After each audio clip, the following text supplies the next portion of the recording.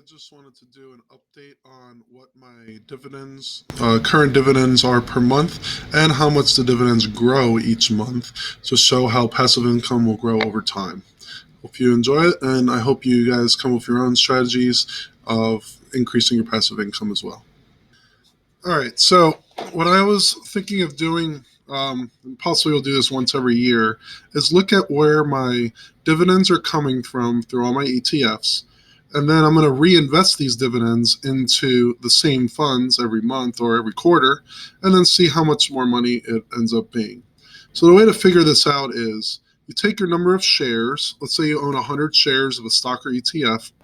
You're going to multiply it by the amount of money that they give in dividends. So let's say I own a certain ETF that gives $1 every quarter for dividends.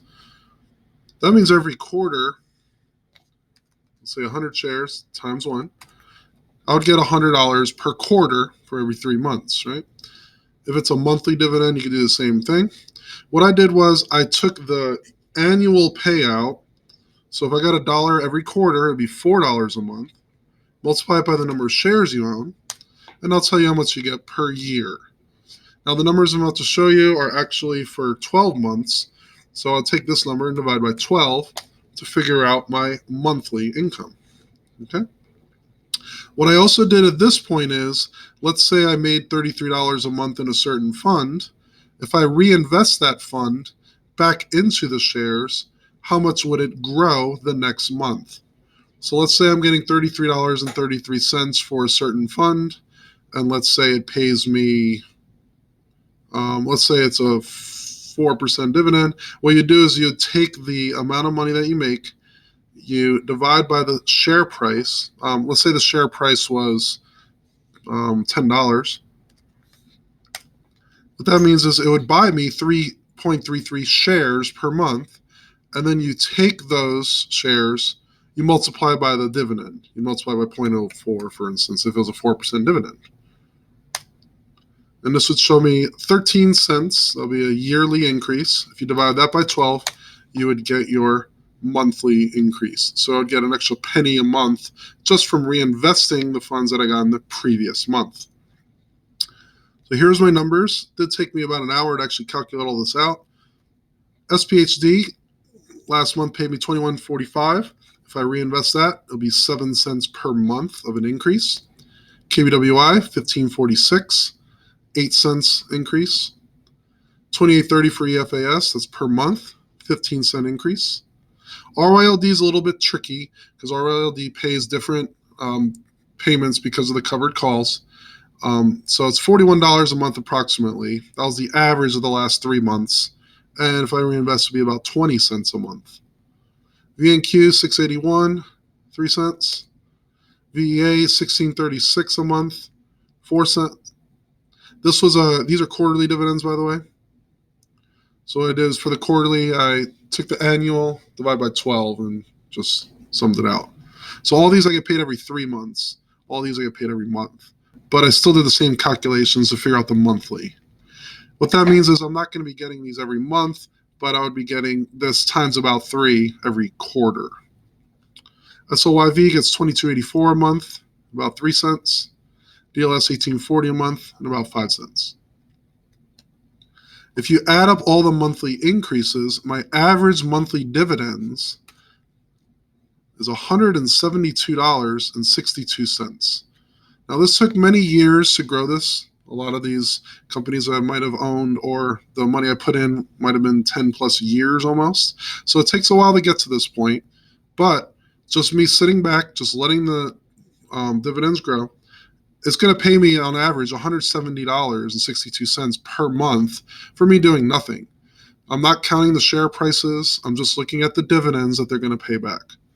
It's also going to pay me 65 cents a month in increases just every month. So that means this month I got $170.62. On average, the next month it's going to go up 65 cents from that. So $170.62. If I add 65 cents, it's going to be $171.27. The next month, add 65 to that, and 71. Add 65 again the next month, and so on. If I just take the dividend payments, if I go to Money Chimp, my favorite um, compound interest calculator, let's say I take 170.62, my current principal. I'm not going to add anything extra to the dividends. I'm just leaving it the way it is. Let's look at 10 years of growth. Interest rate in the dividends approximately 4.5% of all my accounts. I know it's not exactly the same, but it's very close. In 10 years, just my dividend payments will be $264.97. It's going to almost double in my dividend payments. And that's me not putting in any contributions, just looking at the dividends. Okay. So very interesting to think about how much your monthly cash flow is increasing, how much your net gain is. If you have a lot of stocks, it'll be a bit painstaking to actually calculate this. But if you have ETFs or if you don't own a lot of different companies, I think it's a pretty important and valuable calculation to do. Just want to mention one other quick thing. Well, two quick things. One is we've got our anatomy skeleton behind me. Hopefully I'll be reinvesting my dividends until that happens when I take them out.